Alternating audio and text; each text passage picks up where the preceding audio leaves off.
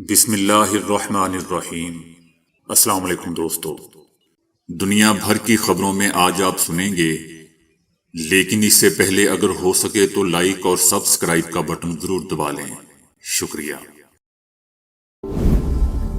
امریکہ نے کہا ہے کہ غزہ میں جنگ بندی کے لیے پیش کیے گئے منصوبے میں حماس کی جانب سے پیش کی گئی بعض تجاویز قبول نہیں ہیں۔ امریکہ کے وزیر خارجہ اینٹونی بلنکن نے دوحہ میں قطر کے امیر شیخ محمد بن عبد الرحمن ال ثانی کے ساتھ میڈیا سے گفتگو میں کہا کہ حماس نے امریکہ کی جانب سے پیش کیے گئے امن معاہدے میں کچھ ترامیم پیش کی ہیں جو قابل عمل نہیں ہیں، تاہم بعض تجاویز پر عمل کیا جا سکتا ہے۔ امریکی وزیر خارجہ کا کہنا تھا کہ غزہ میں جنگ بندی معاہدے کے لیے کوششیں جاری ہیں۔ حماس کے اقدامات کے جواب اسرائیل کی غزہ میں جنگ جاری رہے گی۔ حماس کی تجاویز پر مصری اور قطری قیادت سے تبادلہ خیال کیا ہے۔ حماس نے بیان میں کہا ہے کہ غزہ میں مکمل جنگ بندی کے لیے اسرائیلی فوج کا مکمل انخلا کیا جائے۔ پاکستانی بجٹ میں تنخواہ دار طبقے کے انکم ٹیکس میں اضافہ کر دیا گیا ہے۔ 50,000 روپے ماہانہ آمدن والے افراد انکم ٹیکس سے مستثنیٰ قرار دیے گئے ہیں۔ سالانہ 6 لاکھ سے 12 لاکھ کمانے والوں کا انکم ٹیکس 5% کر دیا گیا ہے۔ 1 لاکھ روپے تک ماہانہ آمدن پر انکم ٹیکس 5% کر دیا گیا ہے۔ ماہانہ انکم ٹیکس 1250 سے بڑھا کر 2500 روپے کر دیا گیا ہے۔ سالانہ 12 لاکھ سے 22 لاکھ روپے آمدن والے پر ٹیکس 15% کر دیا گیا ہے۔ ماہانہ 1,83,344 روپے تنخواہ والوں پر انکم ٹیکس 15% کر دیا گیا ہے۔ ان افراد کا انکم ٹیکس 11,667 سے بڑھا کر 15,000 ماہانہ کر دیا گیا ہے۔ سالانہ 22 لاکھ سے 32 لاکھ روپے آمدن پر ٹیکس 25% عائد کیا گیا ہے۔ ماہانہ 2,67,667 روپے تنخواہ پر ٹیکس 25% کر دیا گیا ہے۔ ان کا انکم ٹیکس 28,770 سے بڑھا کر 35,834 ماہانہ کر دیا گیا ہے۔ سالانہ 32 لاکھ سے 41 لاکھ روپے آمدن پر ٹیکس 30% کر دیا گیا ہے۔ ماہانہ 3,41,667 تک تنخواہ پر ٹیکس 330% کر دیا گیا ہے۔ ان افراد کا ٹیکس 47,408 روپے سے بڑھ کر 53,333 روپے ماہانہ ہو گیا ہے۔ سالانہ 41 لاکھ روپے تنخواہ پر 35% ٹیکس لاگو کیا جائے گا۔ مقبوضہ وادی میں قابض بھارتی انتظامیہ نے سالانہ ہندو امرناتھ یاترا سے قبل پورے مقبوضہ علاقے خاص طور پر جنوبی کشمیر کو فوجی چھاؤنی میں تبدیل کر دیا ہے اور پابندیاں مزید سخت کر دی ہیں۔ بھارتی فورسز نے محاصرے اور تلاشی کی کارروائیوں میں تیزی لائی ہے۔ اہم شاہراہوں پر مزید چیک پوسٹیں قائم کی گئی ہیں اور ناکے لگائے گئے ہیں۔ مختلف علاقوں میں فورسز کو مزید چوکس کر دیا گیا ہے۔ فورسز اہلکار گاڑیوں، مسافروں اور راہگیروں کی سخت تلاشی لے رہے ہیں۔ بھارتی حکومت نے یاتریوں کے تحفظ کے نام پر علاقے میں اضافی فورسز اہلکاروں کی تعیناتی کی منظوری دے دی ہے۔ دوستو، یاد رہے کہ مودی حکومت نے کشمیری مسلمانوں کے مذہبی حق بھی سلب کر رکھے ہیں۔ انہیں جمعہ اور عیدوں کی نمازوں کی ادائیگی سے روکا جا رہا ہے، جبکہ وہ امرناتھ یاتریوں کو تمام سہولیات فراہم کر رہی ہے۔ خانیوال کے ڈسٹرکٹ ہیڈ کوارٹرز ہاسپٹل میں دوستو بچوں کے وارڈ میں زیر علاج 3 بچے انجیکشن لگتے ہی دم توڑ گئے۔ بچوں کو لگائے جانے والے انجیکشن ری ایکشن کر گئے۔ MS ڈاکٹر امارا کا کہنا تھا کہ انجیکشن حکومتی لیبارٹری سے پاس شدہ تھے۔ ڈپٹی کمشنر نے DHQ سمیت ضلع کے تمام سرکاری ہسپتالوں میں یہ انجیکشن بند کرانے کا حکم بھی دے دیا۔ کراچی میں پولیس نے خفیہ اطلاع پر سہراب کوٹ کے قریب کارروائی کرتے ہوئے کروڑوں روپے مالیت کے مویشی چھین کر فرار ہونے والے 6 ملزمان کو گرفتار کر کے ان کے قبضے سے چھینی گئی 35 گائیں برآمد کر لیں۔ پولیس آفیسر نے بتایا کہ ملزمان تمام قربانی کے مویشی لے کر فرار ہو گئے اور ایک باڑے پر کھڑے کر دیے گئے۔ پولیس نے کارروائی کرتے ہوئے قربانی کے 35 مویشی برآمد کر لیے۔ بی جے پی 400 سیٹیں جیتنے کا دعویٰ کر رہی تھی، لیکن جب نتائج آئے تو بی جے پی صرف 240 سیٹیں ہی جیت سکی۔ بی جے پی کو ایودھیا میں سب سے بڑا دھچکا لگا۔ راہل گاندھی کا کہنا ہے کہ نریندر مودی نے پچھلے 10 سالوں میں ایک کمیونٹی کو دوسرے سے لڑانے کا کام کیا۔ ان کا کہنا تھا کہ انتخابات میں مودی آئین کو ختم کرنے کی بات کر رہا تھا، لیکن ملک کے عوام نے انہیں جواب دے دیا، مودی صرف اڈانی اور امبانی کے لیے کام کرتے ہیں، وہ ملک کے غریبوں کے لیے کام نہیں کرتے۔ راہل گاندھی کا کہنا تھا کہ بی جے پی ایودھیا میں ہاری، وہ اتر پردیش میں ہار گئی۔ وہ ہار گئے کیونکہ وہ ہندوستان کے تہذیب اور ثقافت پر حملہ کر رہے تھے۔ ان کا کہنا تھا کہ ہمارے آئین میں ہندوستان کو ریاستوں کا اتحاد کہا گیا ہے، بھارت ریاستوں، زبانوں، تاریخ، ثقافت، مذہب اور روایات کا اتحاد ہے۔ راہل گاندھی کا کہنا تھا کہ عوام نے ملک کے وزیر اعظم کو پیغام دے دیا ہے کہ آپ آئین کے ساتھ چھیڑ چھاڑ نہیں کر سکتے۔ حکومت پاکستان کی جانب سے عمران خان اور شاہ محمود قریشی کی سائفر کیس میں بریت کو سپریم کورٹ میں چیلنج کر دیا گیا ہے۔ عمران خان اور شاہ محمود قریشی کی سائفر کیس میں بریت کے ہائی کورٹ کے فیصلے کے خلاف عدالت عظمیٰ میں اپیلیں وزارت داخلہ کے ذریعے دائر کی گئی ہیں۔ سپریم کورٹ میں دائر اپیل میں موقف اختیار کیا گیا ہے کہ ہائی کورٹ کو سائفر کیس میں اپیل سننے کا اختیار ہی نہیں ہے۔ یہ اصول طے شدہ ہے کہ جب پارلیمنٹ قانون میں کوئی بات نہ لکھے تو عدالتی فیصلے کے ذریعے اس میں اضافہ نہیں کیا جا سکتا۔ عمران خان اور شاہ محمود قریشی کا سائفر ٹرائل کے دوران عدم تعاون کا بھی رویہ رہا۔ وزارت داخلہ کی جانب سے دائر کی گئی درخواست میں مزید کہا گیا ہے کہ ریکارڈ سے ثابت ہے کہ دونوں ملزمان نے ٹرائل کے دوران 65 متفرق درخواستیں دائر کیں۔ متعدد بار ملزمان کی درخواست پر سماعتیں ملتوی ہوتی رہیں۔ سائفر کیس میں گواہان پیش ہوئے، لیکن ملزمان کے وکلاء نے ان پر جرح نہیں کی۔ ملزمان کے وکلاء کو سرکاری خرچ پر وکیل مہیا کیا گیا۔ دوستو، یاد رہے کہ اسلام آباد ہائی کورٹ نے عمران خان اور شاہ محمود قریشی کے سائفر کیس سے بری کرتے ہوئے ٹرائل کورٹ کے فیصلے کے خلاف اپیلیں منظور کر لی تھیں۔ ہائی کورٹ نے سائفر کیس میں عمران خان اور شاہ محمود قریشی کی اپیلوں پر سماعت کے بعد سزاؤں کو کالعدم قرار دیتے ہوئے انہیں کیس سے بری کر دیا تھا۔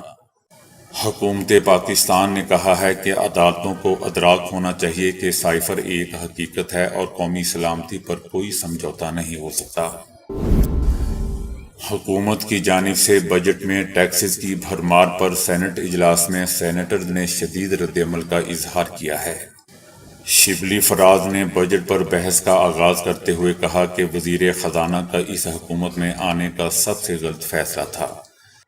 موجودہ حکومت قانونی جواز سے عاری ہے، تنخواہ دار طبقے پر مزید ٹیکس لگا دیے گئے، نچلے طبقے کے ملازمین کا جینا محال ہو گیا۔ اشرافیہ نے ہمیشہ غریب طبقے کا خون چوسا ہے، ایسے سیکٹر پر ٹیکس لگایا گیا جس سے ہماری اکانومی مزید نیچے جائے گی۔ ان کا کہنا تھا کہ گزشتہ 2 سال میں مزید 2 کروڑ افراد خط غربت سے نیچے چلے گئے ہیں۔ سینیٹر عرفان صدیقی کا کہنا تھا کہ شبلی فراز کے ہاں قانونی حکومت وہ ہوتی ہے جو ان کی اپنی حکومت ہوتی ہے، اس کے علاوہ باقی حکومتیں غیر قانونی ہوتی ہیں۔ اس وقت ملک کے تمام ادارے چل رہے ہیں، ایک صوبے میں ان کی حکومت چل رہی ہے، ملک میں کوئی بحران نہیں ہے۔ بحران صرف ان کی اپنی جماعت میں ہے۔ 71 برس میں جتنا قرضہ اس ملک نے لیا اتنا ہی آپ نے 4 سالوں میں لیا ہے۔ سینیٹر عرفان صدیقی کا کہنا تھا کہ ہم نے آئی ایم ایف کو بائی بائی کہہ دیا تھا، آپ کی وجہ سے پھر آئی ایم ایف کے پاس جانا پڑا۔ کئی سینیٹرز کا تو یہ بھی کہنا تھا کہ حالیہ بجٹ میں اتنے زیادہ ٹیکس لگائے گئے ہیں کہ اب نوبت آ گئی ہے کہ سانس لینے، موت پر اور شادی اور بچے پیدا کرنے پر بھی ٹیکس لگے گا۔ حکومت کی جانب سے وفاقی بجٹ کے اعلان کے اگلے ہی روز پاکستان اسٹاک ایکسچینج میں کاروبار میں گزشتہ دنوں کے مقابلے میں دوستوں غیر معمولی تیزی دیکھی گئی۔ 100 انڈیکس میں 3400 پوائنٹس کی بڑی تیزی دیکھی گئی۔ پاکستانی اسٹاک ایکسچینج میں انڈیکس 73، 74، 75 اور 76 ہزار پوائنٹس کی 4 نفسیاتی سطحوں کو عبور کر گیا اور 100 انڈیکس بڑھ کر 76,090 پوائنٹس کی سطح پر آ گیا۔ اسلام آباد ہائی کورٹ نے عدت کیس کی اپیل کا 1 مہینے میں فیصلہ کرنے اور سیشن کورٹ کو 10 دنوں میں سزا معطلی کی درخواست پر فیصلہ کرنے کا حکم دے دیا۔ وکیل سلمان اکرم راجہ نے دلائل میں کہا کہ میں نے اپنے کیریئر میں کبھی نہیں دیکھا کہ جج نے اس طرح اچانک کیس ٹرانسفر کیا ہو۔ سیشن جج نے کیس سنا تھا، اب ایڈیشنل سیشن جج کو ٹرانسفر کر دیا گیا۔ ایڈیشنل سیشن جج کو کیوں کیس ٹرانسفر کیا گیا؟ سلمان اکرم راجہ نے کہا کہ پہلی ہماری درخواست ہے کہ سیشن جج شاہ رخ ارجمند کو محفوظ فیصلہ سنانے کی ہدایت کی جائے، ہائی کورٹ یا پھر خود اپیل سن کر فیصلہ کرے، اور تیسری صورت یہ ہے کہ اپیل سیشن جج اور کو ٹرانسفر کی جائے۔ عدالت سیشن جج کے لیے اپیل کا فیصلہ کرنے کے لیے وقت مقرر کرے۔ سیشن جج ایسٹ سن رہے تھے، پھر سیشن جج ویسٹ کو کیس ٹرانسفر کر دیا جائے۔ 2 دن میں ٹرائل ہوا، اب اپیلیں بھی اسی طرح سنی جانی چاہیے۔ خاور مانیکا کے وکیل راجہ رضوان عباسی نے دلائل میں کہا کہ خاور مانیکا نے جج پر اعتراض کیا، عدالت نے درخواست مسترد کر دی۔ خاور مانیکا نے دوبارہ اعتراض کیا تو سیشن جج نے معاملہ ہائی کورٹ کو بھیج دیا۔ خاور مانیکا کے وکیل نے اپیل ایڈیشنل سیشن جج سے سیشن جج کو ٹرانسفر کرنے کی مخالفت کر دی۔ فریقین کے دلائل سننے کے بعد عدالت نے عدت کیس کی اپیل کا 1 ماہ میں فیصلہ کرنے اور سیشن کورٹ کو 10 دنوں میں سزا معطلی کی درخواست پر فیصلہ کرنے کا حکم دے دیا۔ غاصب صہیونی رجیم کے چیف آف آرمی سٹاف اور 5 عرب ممالک کے اعلیٰ سطحی فوجی کمانڈرز کے درمیان امریکہ کے مرکزی کمان کے تحت باہمی تعاون کے لیے منعقدہ میٹنگ میں ملاقاتوں کا اہم انکشاف سامنے آیا ہے۔ امریکی میڈیا نے اعلان کیا ہے کہ یہ میٹنگ گزشتہ ہفتے پیر کے دن بحرین کے دارالحکومت منامہ میں منعقد ہوئی اور اس کا مقصد علاقائی سطح پر سیکیورٹی تعاون تھا۔ اس میٹنگ میں سعودی عرب، بحرین، مصر، متحدہ عرب امارات اور اردن کے اعلیٰ سطحی فوجی کمانڈرز شریک تھے۔ غزہ جنگ کی وجہ سے خطے کا ماحول حساس ہونے کے باعث یہ میٹنگ انتہائی خفیہ رکھی گئی تھی اور اس کا پیشگی اعلان بھی نہیں کیا گیا تھا۔ یہ میٹنگ اس بات کا واضح ثبوت ہے کہ مذکورہ بالا 5 عرب ممالک خطے میں امریکہ کی مرکزی کمان کے تحت علاقائی سطح پر اسرائیل کی غاصب صہیونی رجیم سے فوجی اور سیکیورٹی تعاون جاری رکھے ہوئے ہے۔ یہ میٹنگ ایسے وقت میں انجام پائی ہے جب گزشتہ تقریباً 8 مہینوں سے زائد عرصے سے غاصب صہیونی رجیم غزہ کی پٹی اور مغربی کنارے میں مظلوم فلسطینیوں کے خون سے ہولی کھیلنے میں مصروف ہے۔ دلچسپ بات یہ ہے کہ جب سے غزہ پر صہیونی جارحیت شروع ہوئی ہے، یہ 5 عرب ممالک میڈیا پر اسرائیل مخالف بیانات دیتے آئے ہیں اور صہیونی جارحیت کی مذمت بھی کرتے آئے ہیں۔ اس میٹنگ کا بنیادی مقصد فضائی دفاع، میزائل ڈیفنس سسٹم کے شعبوں میں باہمی تعاون کو فروغ دینا تھا۔ فضائی دفاع اور میزائل ڈیفنس سسٹم کے شعبوں میں باہمی تعاون اس میٹنگ کے اصلی موضوعات میں سے ایک تھا۔ یہ وہ موضوع ہے جس کے بارے میں امریکی فوجی کی سینٹرل کمان اور پینٹاگون گزشتہ چند سالوں سے اس عرب ممالک کے فوجی سربراہان سے مذاکرات کرنے میں مصروف تھی۔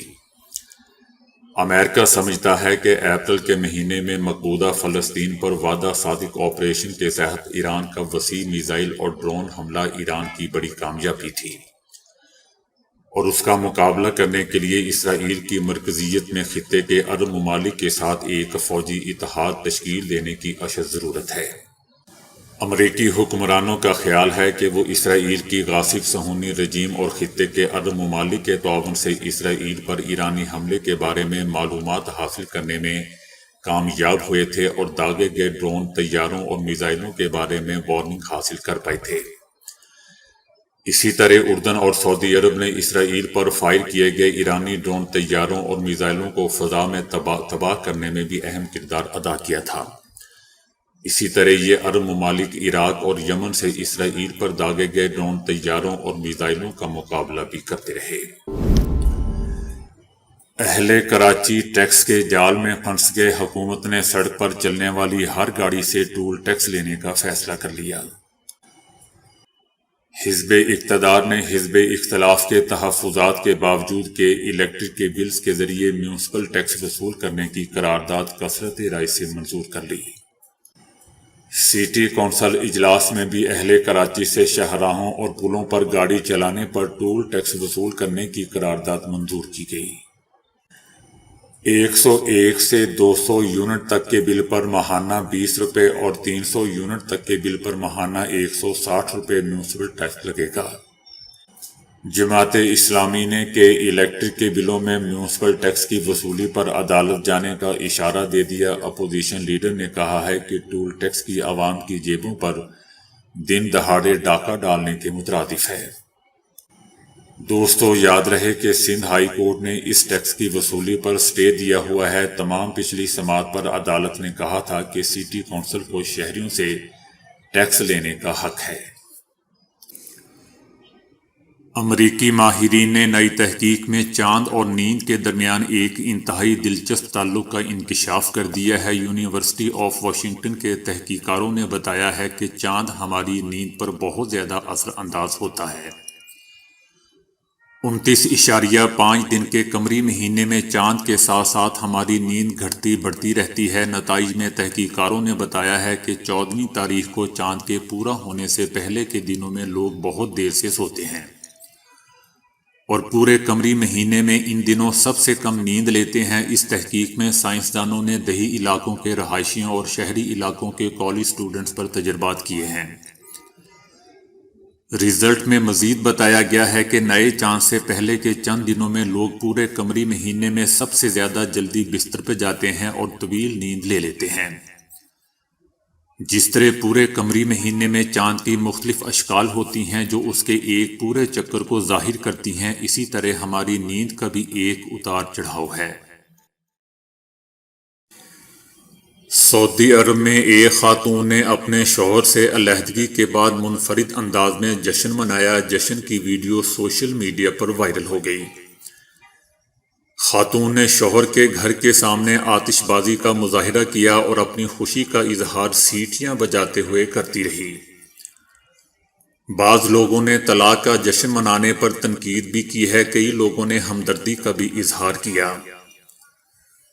دوستو، یاد رہے کہ اس سے پہلے ایک سعودی خاتون نے ایسی ہی علیحدگی کا جشن شادی کا جوڑا پہن کر منایا تھا، اور اس کی ویڈیو بھی سوشل میڈیا پر دیکھتے ہی دیکھتے وائرل ہو گئی تھی۔